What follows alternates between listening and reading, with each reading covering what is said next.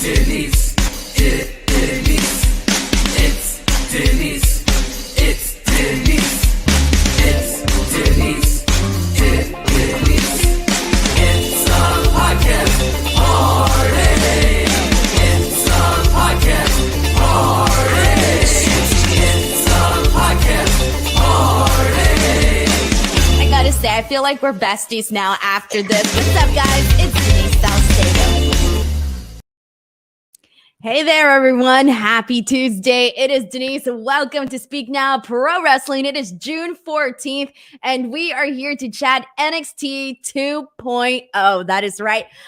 So I got to start off by saying that I enjoyed today's episode. I thought today's episode of NXT it felt very, very promising in terms of like the talent that we're used to seeing are just getting better and better. There are people that I've become a big fan of since getting to see them lately on NXT 2.0.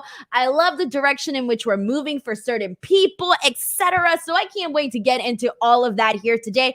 But before we get started, this show is sponsored by WrestleRumble.com. But you are more than welcome to go ahead and send in super chats. If you do send in super chat to get 100%. Wait, what am I saying? No, I get 100% of the proceeds after YouTube takes their cut. You would think by now, saying that spiel 1,000 times a week, you would think I'd memorize my own thing now. Apparently, I have not. But either way, get your super chat sent in here, and I will read your comments on the show, and we'll chat and all of that good stuff. But regardless, stay updated here. Send in thoughts in the comments. I will be reading all of that stuff. Guys, what is happening today? I got like a million shows this week. So yesterday I did Raw. Today I got NXT. Tomorrow I got AEW. Thursday I got nothing going on Thursday, actually, so that's good. But Friday, I got Smackdown and Rampage. Saturday, I'm going to be doing Triple Mania. Sunday, I'll be talking about Slammiversary. Monday, again, Raw. Tuesday, NXT. Wednesday, AEW. It's just madness, guys. Oh, my God. All right, let's get into this because we got plenty to talk about, everybody. Thank you so much to everyone who's in here having a good time here on these comment sections. Always good stuff. Everybody putting out that this was actually a fun episode today. Yes, for those of you who are asking, this episode of NXT was pre-taped. It was recorded. This was not live. So those of you who are wondering why Troy was still on today's show, it was because it was pre-recorded. So we already knew that going into this, especially when the news came out that he had been released by WWE. We already knew that he was going to be on this episode just because it was pre-taped. So unfortunately, it was a segment that aged poorly because, things happened, but we'll talk about that in just a second. Let's get to this. We got more people saying they really enjoyed today's show. Arthur Dent says it sounds like it's time for another vacation. Always in the mood for a vacation, but there's never time for any vacation. But let's get to this, everybody. We're going to kick things off with the opening match, which was Malik Blade and EDRIS ENOFÉ versus Creed Brothers for the NXT Tag Team titles. So first of all, I love the way that this match was put together because last week, Malik and EDRIS, they just went up to the Creed Brothers and were like, hey, man, like we want a title shot. We want to challenge you guys for the NXT Tag Team Championships. And Julius and Brutus were like, hell yeah, let's do this. Clearly, Roderick Strong was very unhappy about it because that they've been drifting apart now. Their breakup is bound to happen anytime soon. And so you essentially had the Creed brothers telling them like, yeah, dude, it's okay. We can do this match. And Roderick Strong was like, what the hell? Like, this isn't Christmas. Why are you guys giving out championship matches? Like nothing. Regardless, we ended up having this match and it ended up being a pretty good match. I think it lasted around like 15 or so minutes, somewhere around there. So it took up a good chunk of the opening of the show. And I appreciated this. I appreciated this for multiple reasons. First of all, on the side of EDRIS and Malik, you guys know, and if you have come on here religiously and watched these NXT 2.0 post shows, you know that even when they were in the jobber portions of the night where they were going out there and essentially just giving wins to other people, even when they were jobbing on their own separately, both Malik and EDRIS, they were doing a good job. Like, they were going out there and at least having like these pretty exciting matches where they were doing, fun stuff in the ring. You saw them just go out there and really show that athleticism, and you saw glimpses of that. And then lo and behold, they ended up putting them together as a tag team. And I feel that decision to put them together as a tag team was a really good idea because they have a similar style, different but similar style. And I just really like them as a tag team together. Like, I feel like they have so much potential, and having matches like this, like having these like really long, or at least these pretty lengthy TV matches, is only going to help them get better. And you're going to see like this growth. And I feel like already we've seen this growth between Blade and ENOFÉ. So I've really been liking them together as a duo. And even when they've gotten a couple of like those comedy skits backstage, and they've done good. Like, they've been enjoyable. Like, the guys have personality. It's nice to see. So I feel like there's so much potential there, and I'm glad they gave them a lot of time today because you got to go in there and, do this match with the Creed brothers. Now, on the side of the Creed brothers, this was beneficial to them because we all knew that they were going to retain their championships. That's perfectly fine. But them going out there and having this match, it just makes them look like fighting champions. They're mixing it up with a new team. I like it. It got them a good win right off the bat. Like, in the beginning of this match, you saw them. I think it was Julius. Yeah, it was Julius. Julius took this match to the mat, so you got to see a lot of fun stuff there. And then once EDRIS got into the ring, we got to see the pace pick up a little bit. We saw a really nice drop kick from EDRIS. Blade came in there. He hit a couple of crossbodies, a couple of crossbodies. He had a couple of drop kicks in there as well. And then finally, Brutus won the match for his team with a sliding lariat and pins Malik for the win. So this was a good all around and a really nice way to open up the show, I think. So I was a fan of this, guys. Cadillac Carson says, I love Roderick Strong in all of this. He's such a jerk. He's a jerk in this. It's great. I love it. He's kind of like the tough love kind of guy where he's like, why are you guys doing this? This is not how you do it. And he's always so grumpy and this and that. And it works. It works because the story is very clear. Roderick Strong wants to be the one making the decisions. He wants to mold the Creed brothers into what he wants. And the Creed brothers are like, nah, dude, we're kind of thinking about going a different direction. Like, we're not really feeling this vibe with you, Roderick. And so you get these two clashing styles and it works. So yes, I do like that as well. Good stuff there. Zeno Hour sends in a comment saying Blade and ENOFÉ have a lot of potential, just need time. Exactly. A lot of potential, just need time. I appreciate that. Cadillac Carson says, it's funny how the one who is jacked always has his shirt off backstage. I think it's EDRIS. EDRIS is a little bit more jacked than Malik. Yeah. He's a little bit more like just muscular around the board. Or are you talking about the Creed brothers? Because you got Brutus. Brutus is a little bit more like bulkier than Julius, but that's because also he's shorter, so he's a little bit bulkier. So I don't know which team you're talking about, but either way, you got one guy that's a little bit, different from the other guy. So clearly. Anyways, this was a win, guys. A win for NXT at the top of the show. Moving on, we got a backstage segment between Indy Hartwell, Cora Jade, and Roxanne Perez. And this was a little bit interesting, and I'll tell you why. I kind of feel like they were towing the line a little bit in the sense where they were kind of incorporating this real life situation that happened with the releases and incorporating it into this backstage segment, because Cora, Jade, and Roxanne Perez were all there, like reliving their memories, prior to their WWE days, because they've been telling that story that they had a friendship prior to WWE, and that's why they're here together right now, etc. So Cora and Roxanne are having their moment, and Indy Hartwell, who's teaming with them tonight, kind of has this like, she's a little bit jealous, but not like in an evil way, just kind of, basically saying she misses that. Like, she misses having a friend and somebody to talk to on the roster. And we all know that she's talking about not just Dexter Lumis, but also Persia, who are no longer with WWE. And then she tells Cora and Roxanne, like, you guys need to be careful. you need to be careful around here because you just never know. Things can change. And I was kind of like, what? Like they're kind of incorporating this WWE releases thing into this like storyline here, at least for this specific segment, because it's not like they just disappeared, right? They were released. They were released from the company. So anyways, this led to Cora and Roxanne trying to make Indy Hartwell feel better. And, you know, they calm her down and they boost her spirits. And Indy's talking about how she's old, even though she's only like 25, but she's talking about how she feels much older. And the girls are like, no, and this and that. So they make her feel better. It was nice, but it was a little interesting to see how they kind of towed the line there and, you know, kind of brought up the WWE releases without bringing them up, but still bringing them up. Whatever, that happened. All right, so let's go ahead and continue on from here. We do got a comment from Juan Ortega who says, do not ever separate Cora Jade and Roxanne Perez.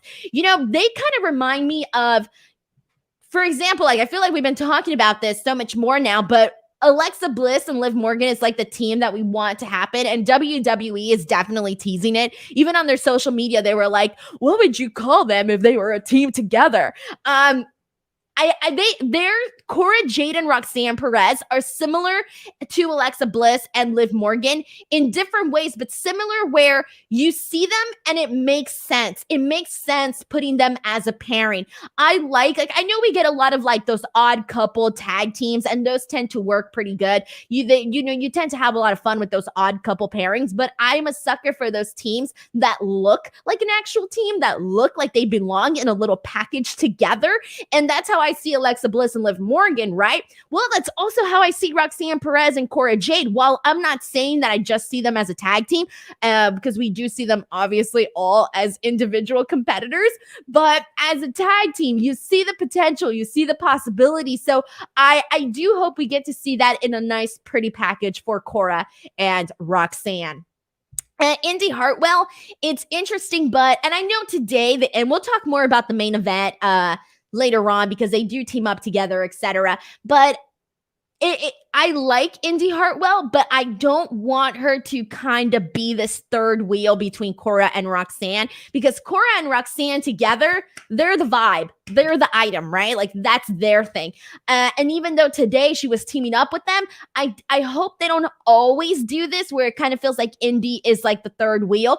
But it kind of sucks though, because it's almost like they don't have anything for Indy Hartwell. Again, she took a massive hit during these releases, not in the sense that she lost her job, but she lost those people that she was working closely with on screen, both Dexter and Persia. So it does kind of suck for Indy, but I just don't feel like she fits in so great with Cora and Roxanne. Like she fit in all right for tonight, but I don't think I would want this to become like a trios thing with all three of them like Toxic Attraction. I don't know. She just doesn't fit in with Cora and Roxanne. But let's go ahead and move on from here, guys. Let's get into Tiffany Stratton versus Fallon Henley. This was a rematch from the NXT Women's Breakout Tournament. And like I said last week, guys, I've become such a big fan of Tiffany Stratton in terms of what I'm seeing from her on NXT 2.0. Dude, I am rooting for her. I'm rooting for her because I respect the fact that every time she goes out there, she tries something new, something that we haven't seen from her before. And she's becoming a lot more clean in the ring. Her stuff is coming out a little bit more crisp. And we talked about this last week, so I won't go into too much detail today. But there were, she had a really nice, I don't even know what you call it, but she had a really good, she did this thing off the top rope where she was like balancing on her shins, and she had her shins on the top rope, and then she ended up doing like a forward flip off of that, but like it was on her shins. I really like that. And you know, they're pushing the fact that she has this big gymnastics background, and she's starting to really she's learning very well how to incorporate her gymnastics with her wrestling and bring that together into her matches. And we've seen that growth, and I appreciate and respect that growth, man, because she's doing things out there that I can't even do, won't even try, can't even get near that. So respect for Tiffany Stratton. I like what she's bringing to the table lately, and her development is going pretty well. Now, I do want to say one thing. Now, we know that Tiffany Stratton is a very good-looking girl, and she kind of has like all the things that would entail her being like sped up and moved up to the main roster, right? Like she's blonde, she's gorgeous, all of this, right? She has everything that you need to make her into a star on the main roster. But I do hope that they don't rush her. Like I hope that they don't quickly pull her away from NXT to Raw and SmackDown. And the reason I say that is because I want to see her actually like develop and get better so that by the time that she does get to Raw and SmackDown, she's a well-rounded person in all sense of a well-rounded wrestler, right? So I do kind of hope to see that for Tiffany Stratton. We did end up seeing Wendy Choo come out. I didn't like the finish. This was the only thing I didn't like from this was Wendy Choo coming out and essentially costing Tiffany Stratton the match because it was very silly. She throws out this confetti and blows it in her face like a SpongeBob meme to Squidward. We've all seen that meme. I posted the meme. So she throws in the confetti to Tiffany Stratton's face. Tiffany gets rolled up, and that's how she ends up losing this match to Fallon Henley. So I get it. It continues this like quirky, fun thing that Wendy Choo has been doing with all of her enemies, but it's very silly. Like nobody's gonna lose a match because they got confetti in their face. Like it's confetti. All right, let's be real. They're soft tissue paper. It's confetti. No one should be losing a match because they got confetti in their face.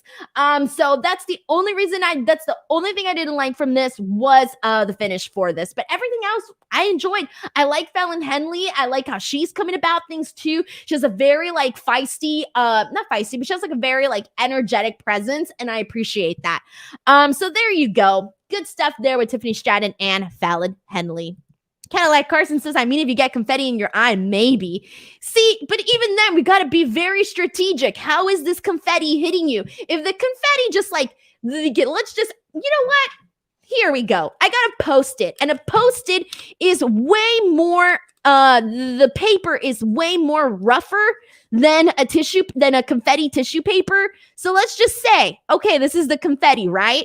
If it lands like this on your eyeball, that's not going to do anything. That's no harm. Now, if the confetti goes like this and you get the edge into your eye, okay, maybe. But then again, this is a goddamn Post-it. This is not tissue paper. So no. Tissue paper, come on. There's no way. It's not believable. If it was a bunch of Post-its, maybe, because they're a little bit harder. It's a little bit harder paper. Why am I arguing this? I'm putting way too much thought into this. Oh my God. King of Wakamunda says she got paper cut in her eyes. How? It was tissue paper. Confetti is tissue paper. She cannot get paper cuts in her eyeballs with tissue paper. Oh man, I'm thinking about this way too much. Zeno Hour says maybe Tiffany Stratton has a fear of paper. Wendy Choo is a heel. YT says Tiffany was Squidward and she couldn't deal with Wendy's SpongeBob shit anymore, and she just gave up after the confetti and let Fallon Patrick get the win. I love it. Thank you for turning this into a SpongeBob episode. I appreciate the creativity, YT. Adam Suzanne says paper cuts from confetti, Mythbusters confetti edition. Mythbusters confetti edition. All right. It just doesn't make sense at all. Cole Henderson, shout out to my friend Cole who's in here. He says confetti is big over in this match. I'm breaking down the science here of this tissue paper. I swear to God. Next time, I'm going to make a freaking TikTok video about this. I'm going to rip up a bunch of goddamn confetti, throw that shit in my face, and let's see what the hell happens. This needs to be put to the test. All right. Juan Ortega says Denise no sells confetti. Guys, it's just like, what the hell? Who loses that way?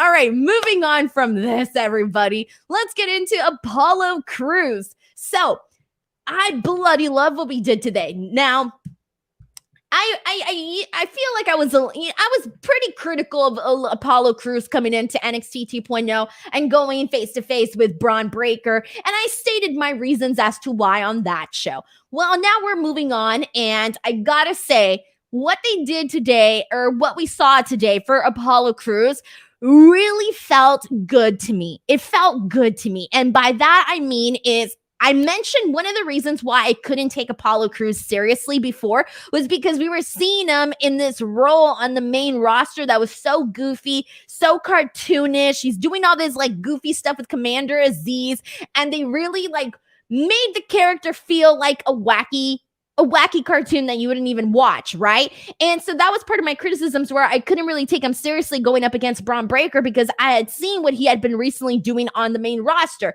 So, okay, whatever. We move forward. This week, they did this skit, essentially, where they had Apollo Crews sitting in a diner like he's in a sitcom. Like he's in a sitcom, you know. Every sitcom has their diner that their people go to. So Apollo Crews is in his diner, and Apollo Crews is writing in this journal, and I'm like, okay, this is already very different. Apollo Crews sitting in a diner, writing in his journal. Fine. He's writing about how he's had this success in WWE and on the main roster and this and that, but that throughout it all, he always heard echoes of NXT, that NXT was always kind of in the back of his mind and wanting to do stuff with NXT. And I'm like, all right, fine. Then they show this like really rude customer, this guy who's just being like such a juice bag to the waitress. So there's this guy who's being a super jerk to the waitress and he's telling her off and this and that. So they show Apollo Crews get up and he tells the guy, or he goes up to the guy and says like, oh, is there a problem here? And then he like kicks his butt. But then it turns out that was just his imagination. He imagined doing it. He imagined going up to the guy and basically teaching him a lesson. Well, then he looks at the guy and the guy's being rude to the waitress. So he gets up and in turn does what he imagined. So he does end up doing it and teaching that guy a lesson. So I like this. This is completely and utterly different from anything that we've seen Apollo Crews do on the main roster before. This feels more legit, more authentic. It doesn't feel goofy. I liked this. I really, really like this. And I like the direction that they're going with Apollo Crews. And if they keep doing stuff like this, then it'll change my perception that I had of Apollo Crews from what we were seeing from him on the main roster. So anyways, this was a win. Thumbs up. I think one of the things that NXT 2.0 is doing a good job of is all of these backstage segments, these skits that they're doing. Part of the reason why this whole, Tony D'Angelo, La Familia, Legado del Fantasma stuff got over was because of all of those skits that they were doing. And I think they've gotten pretty creative with those. And so I do want to put those over because they have been some of my favorite incorporations of the new era of NXT 2.0. So there you go. Sal P says Apollo owns a lot of leather jackets. That he does. They look good too. They look really, really good. So I'm not even going to lie. Tony says Denise versus the confetti. Oh, man. Let's see what else we got here. We got a lot of people putting over the what do you call it? The leather jackets. There you go. The leather jackets there. Man, Zeno Hour says Apollo Crews with a journal going around Orlando beating up toxic dudes in public. Sold. Hey, man, I'm pretty sure you can find a lot of toxic dudes and beat them up in public. Let's be real. That's a very realistic thing, okay? Very realistic. All right, let's go. Oh, this is good. M. Durrett says Apollo channeled his inner Liam Neeson. Now, don't ask me to name the Liam Neeson movies, but I swear to God, I have watched literally every Liam Neeson movie he's ever done. Like, tell me the plot, and I'll be like, yeah, I've seen that movie. I mean, besides Taken, everybody knows the movie Taken and the name Taken, but I swear to God, I've seen like every Liam Neeson movie there is. I will watch a movie if he's in it, okay? He's that actor. Everybody has that actor that they'll watch whatever just because a certain actor's in it. Liam Neeson, that's for me. Also, my grandma totally has a crush on Liam Neeson. I just know it. She always says like, oh yeah, I like his work. And I'm like, yeah, sure, grandma. I know you like more than his work, but I don't blame her. Like, I would go for Liam Neeson. Liam Neeson, thumbs up. But anyways, Apollo Crews did indeed channel his inner Liam Neeson. Let's see what else we got. Sal Pieces, have you not heard what Liam Neeson said about black people? That's the last person he wants to channel. What did he say? Did he say something bad? Ooh, I'm not up to date with that. Oh, man. Oh, no. No, I legitimately do not know what Liam Neeson said about that. I only know his movies. Wait, someone said Liam Neeson's boring? What? His movies are so good. All right, moving on here. Oh, man. All right. Matt Hensley says, let's be real, 90% of the plots of his movie is old man beats up people for an hour and a half. This is true, actually. That is true. He beats them up on a plane. He beats them up on a train. He beats them up in another country, etc. Oh, that was him. Sheldon Jackson says that he went looking to beat up a black person. Says, oh my God. Damn, Liam Neeson. Ugh. Frick. Man. Oh, man. Yeah. Okay, let's move on from this. Sorry, I was thinking about this. I was like, man, Liam Neeson, damn it. All right, moving on from here. Let's see what else we got here. After this, we got Wesley versus Zion Quinn in a rematch that absolutely nobody was saying, let's see this match again. All right. This is, I think, the third time we've seen Wesley versus Zion Quinn. And I remember there was like 2 weeks in a row where they had promoted it and then it didn't even happen. And everybody, it was like we were supposed to be bummed. And I was like, absolutely nobody is bummed. Like nobody's days is ruined because we didn't see Wesley versus Zion Quinn. Anyways, this was a lot better than what they've done in the past between them. But so we end up seeing Wesley get the win. So good for Wesley. He got a win. It was a good win. I loved his finish. I don't even know what his finish was. He did like a corkscrew, elbow. I don't even know what the hell his finish was, but it looks freaking great. Okay. I loved even like before the finish, he did a bunch of backflips and then did like a Pele to Zion Quinn. That was good too. So I did like all of that. But in terms of, we need to talk about Wesley and Zion Quinn here, okay? So Wesley, this is the best thing that they've done with him since the breakup of MSK. Just tonight, this win was the best thing they've done with Wesley. Everything else, not so good. It hasn't been going too great for Wesley. Like Wesley has been, they first were portraying him as this like angry guy. Then it kind of seemed like they were giving him some sort of tropic gimmick.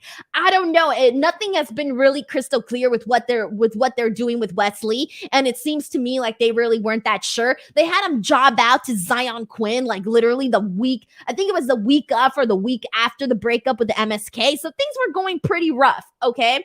But seems like today, they're looking a little better for Wesley. But for the most part, it's like, what are they doing with Wesley? Where are we going from here? Who's he going to be? What's his story going to be? I guess besides former NXT champion, what is Wesley's story? On top of that, Zion Quinn. Here's the thing about Zion Quinn. I have more questions than I do answers. And by that, I mean, what reason have we been given to care about Zion Quinn and who Zion Quinn is on the NXT roster?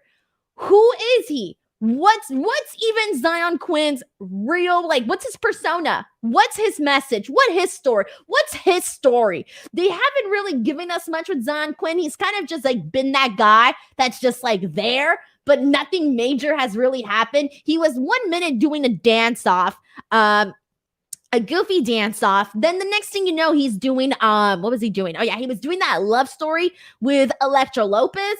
And then he was squashing Wesley. Then he was MIA in action. Now he's back and now he's losing to Wesley. What's the deal with Zion Quinn? That's my question here. He's been there long enough to the point where you would think you would know what his deal is, but we don't really know what his deal is. There's not much else to say. So that's why I didn't care to see Wesley versus Zion Quinn, because first of all, we'd seen this before. And secondly, they didn't give me a reason to care about it. Anyways, that's just where we're at here. Oh no, not these comments about Zion Quinn. Poor Zion. I really, really hope that they figure something out with Zion. Let's see.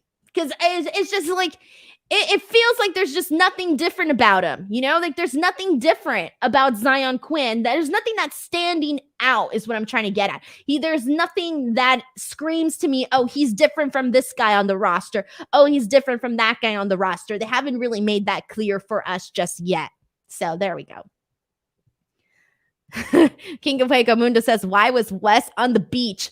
Remember, he was on the beach and then another day he had like palm trees on his shirt. I thought, okay, the guy's on the beach. The guy wears palm trees on his t-shirt. He's doing a tropic gimmick. Okay, makes sense. Sure. But they never did anything with that. So I guess that just happened. Sal P says, you sounded like Jerry Seinfeld doing a stand-up right now. What's the deal? I love Jerry Seinfeld. Love.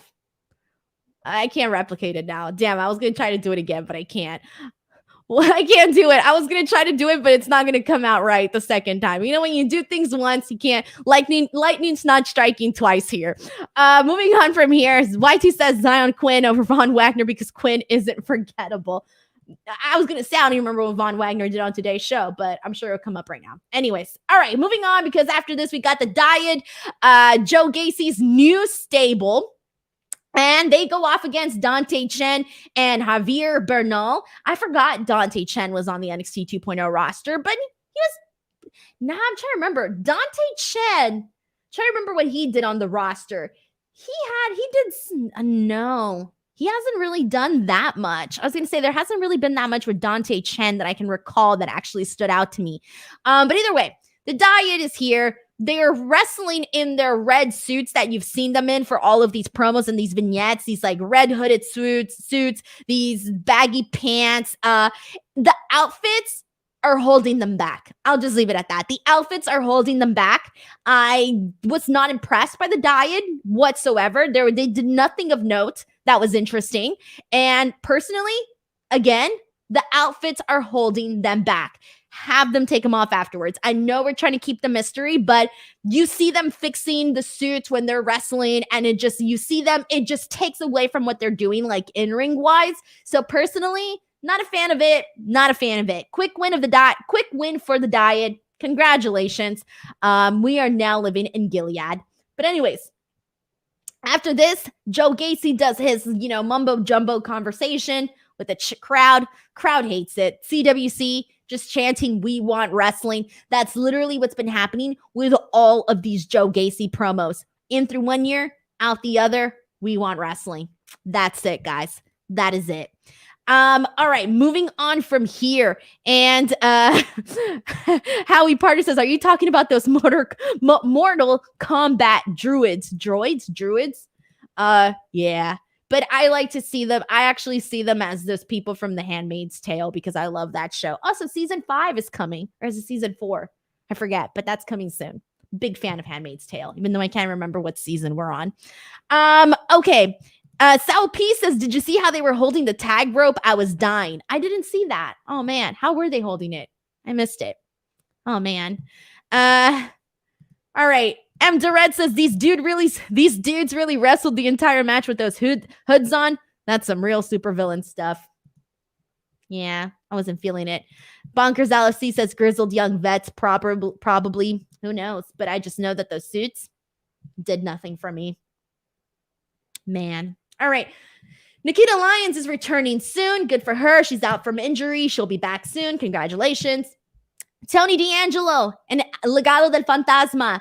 This is the segment that was, well, the whole show was pre-taped, right? But this is the pre-tape segment that did not age very well because we all know that Troy was released by WWE due to the violation of a policy which has not been put out there. I do not know what the policy is or what happened. It's kind of weird. We don't know what the policy was that Troy essentially violated, but apparently he's saying that he could be back in next year. So, okay.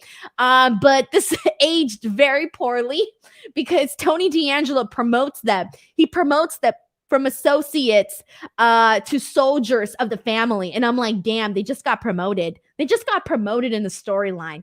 And Troy ends up getting released in real life. That sucks. Well, who knows? Because I don't really know what the policy is or what was violated. But anyways. And someone also points out that Tony D is injured also. So this did not, and I repeat, did not age properly. So anyways, They make a match. We'll talk about that later on. Let's go ahead and move on from here. Let's get into Braun Breaker versus Duke Hudson for the NXT Championship. I feel bad for Duke Hudson in the sense that nothing is sticking for Duke Hudson. He is a great look, great physique, and that's about it. There hasn't been much that's been really working for Duke Hudson. I think he's kind of along the same boat as Zion Quinn, where it's like they're trying different. Well, they've tried a little bit more so with Duke Hudson than they have with Zion Quinn. So Duke Hudson's maybe like a couple levels above Zion Quinn, but they're kind of still in the same boat where nothing is really sticking for them. And I don't even want to say the whole Persia thing was sticking because it really wasn't. People were rejecting that when we were watching that weekly. Like people were not into Duke Hudson and INDI and Persia and Dexter and what they were doing. They weren't into it. Things were starting to look up with Dexter and Duke possibly teaming, but then that was taken away. So now it just honestly, like, Duke Hudson needs a serious reinvention. Because it's just nothing that they've been doing with his character to me has been working since like the very beginning with the poker stuff. I was like, pass. Then the stuff with Persia, pass. When they had him, you know, I think it was, I forgot what match I was complaining about, but I was complaining about something else. Anyways, I was like, pass on that too. And we move on to this match with Braun Breaker and Duke for the NXT Championship. Actually, I think this is what it was that I was complaining about last time. But anyways, so for this ended up being a squash. This was a squash. Like Duke tried to get, to attack Braun in a very fast manner. So this did get started off pretty hot, but Braun Breaker easily just like suplexed him, give him his best, his hits, got the win. Braun Breaker wins. Good. This is exactly what it needed to be because Duke Hudson's not in a position right now to be having this like super competitive match with Braun Breaker. Like it's not happening. Braun Breaker needs to go in there and hit it and quit it.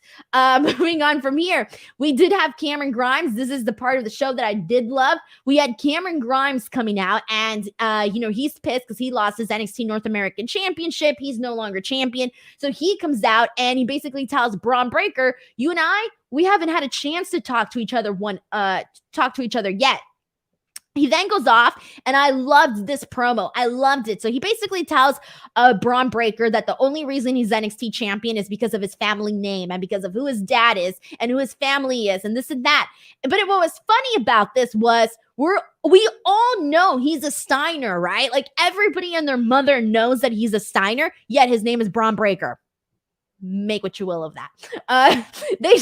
Another reason they should have just left the Steiner name on him, especially if they were going to be using it in these storylines, but whatever. So Grimes starts to tell him how like his dad got to be there in the front row and watch Braun Breaker and how Cameron Grimes, his dad, had to watch him from up in heaven and this and that. So he went off talking about like the differences between his dad and Braun Breaker's dad. The crowd starts chanting, who's your daddy, and this and that. This was really good. And Cameron Grimes gets fired up. He gets straight to the point and he tells him, I challenge you to the Great American Bash. I challenge you to a match. I don't think it's been made official just yet. It wasn't at least on TV, but I'm sure it's going to be made official. But he challenges him to a match at Great American Bash. And I am 100% here for this because the stuff that they've been doing with Braun Breaker has not been great. This with Cameron Grimes, I can already tell you, is going to be a huge step up, a massive step up, because Cameron Grimes is a great worker and all the matches that he has have been really freaking good. And he hasn't had a bad match. Cameron Grimes has not had a bad match. And you can at least take him a little bit more seriously than you probably could Joe Gacy. So I like this. I'm very excited that we're moving on with Braun Breaker and Cameron Grimes. I am here for that. Now, another thing that I am definitely here for is WrestleRumble.com. So, as wrestling fans, you guys know we spend a lot of time talking about pro wrestling, predicting what is going to happen, and so on.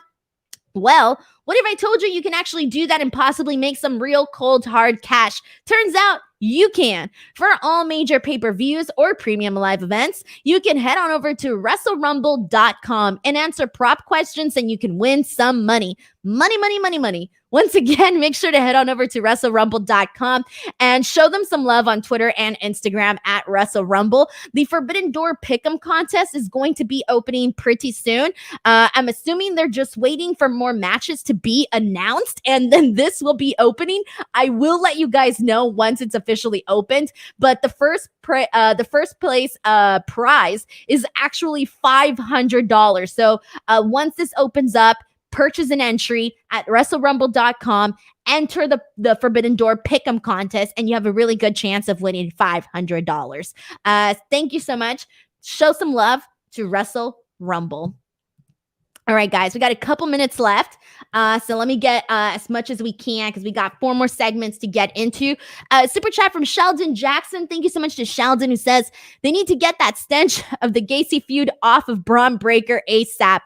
1000% agreed. As much as Joe Gacy is a nice guy, I got to interview him and this and that, and I appreciate the creativity, but the feud with Braun Breaker was not great. And considering that, he lost the belt to Dolph Ziggler, he got the belt back. It's just been too on and off. You got to make him into a solid champion. And so far, they haven't really done that for Braun Breaker. So this Cameron Grimes feud could be the turn of that. So thank you so much to Sheldon Jackson for sending this in here. Juan Ortega says, hey, Denise, question. Do you remember the scene from Rush Hour with Jackie Chan and Chris are arguing my daddy could beat Yo Daddy's ass? Yeah, that stood out to me while watching Grimes and Braun Breaker in the ring. I know exactly what you're talking about, and I love Rush Hour, so this is literally killing me right now because I can literally hear Chris's head in my, I could hear his voice in my head saying my daddy could beat Yo Daddy's ass. I love that. Thank you so much for bringing that up. All right. Giovanni Vinci defeats this Raj guy. This was funny. So Giovanni Vinci, for those of you guys who are wondering, is Fabian Eichner. Since he did not get moved up with Walter, that didn't end up happening for him. But now he's doing this Italian thing, and he's this superstar of a man, and he has this entrance. The entrance is everything. He comes out. He smiles. They take a picture. You see the first part of his name. He gets into the ring. He poses. He gets another picture. He ends up taking 4 photos. This is going to be a long entrance, by the way. Like the first week, funny. The second week's going to be funny again. The third week, Jesus Christ, this is going to take a long time. But anyways, it was funny. It was cute. Giovanni gets the win. Good for him. Moving on from here. Let's see what else we got. Carmelo Hayes and Trick Williams versus Stacks and Two Dimes. This was like I said, this was pre-recorded as Troy is no longer with the company. This was a fine win for Carmelo and Trick Williams. I don't really have anything much I want to add about this because to me, this feels pointless to talk about. Because Troy's not with the company anymore. So for me, it's like, what the hell do I care now? Like, I know we're still going to care about, Tony D'Angelo and, the whole thing that they do with the family and Legado and all of this and that. But this match to me, I guess knowing in hindsight, it's kind of like, oh, well, I don't really care. Why? Because this is rendered moot now. So that's how I felt about that. Main event time. We got INDI and Cora and Roxanne Perez versus Toxic Attraction. This was a really good main event. At least I thought. They kept the action going for I would say for the majority of this match. They really kept the action going good, which I appreciated. This was a good way to actually get all 3 members of Toxic Attraction in the ring, having a match together. I feel like for the most part, we don't see them wrestle.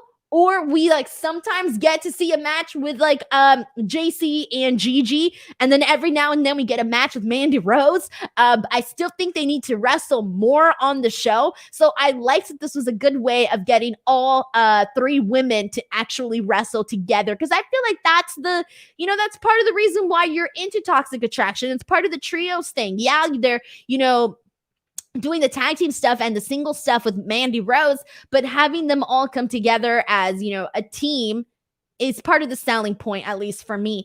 But INDI and Cora and Jade, they all did INDI, Cora, and Roxanne, they all did a pretty good job. Good stuff there. The ending was pretty good too. You had Cora hit the senton, and then Roxanne is the one who actually gets the pin. So that was interesting as well. More so because I like the dynamics of Cora and Roxanne. So that was good. And I think they've been doing a great job of establishing not just Cora Jade, but more so Roxanne Perez, with her winning the NXT Women's Breakout Tournament. And, she has friends, and they're really establishing her as somebody to pay attention to on the roster. So I like the way that they are building up Roxanne Perez. And same thing for Cora Jade. Cora Jade's gotten some pretty good storylines and some pretty good features on NXT 2.0. So same thing for her. INDI, like I said earlier, she's just trying to find her way. Last but not least, guys, next week we are going to be seeing the NXT North American Championship match between Carmella Hayes and Tony D'Angelo. And we're also going to be seeing Lash Legend versus Alba Fire and Grayson Waller versus Solo Sikoa taking place next week. Now, tomorrow, I will be back once again to chat AEW Dynamite, and then Friday, I will be here to chat Smackdown and Rampage. But that's a wrap for me today, guys. I got 6 minutes to make it to my gym class because it starts at 8, so I'll see you guys tomorrow. Bye, everyone.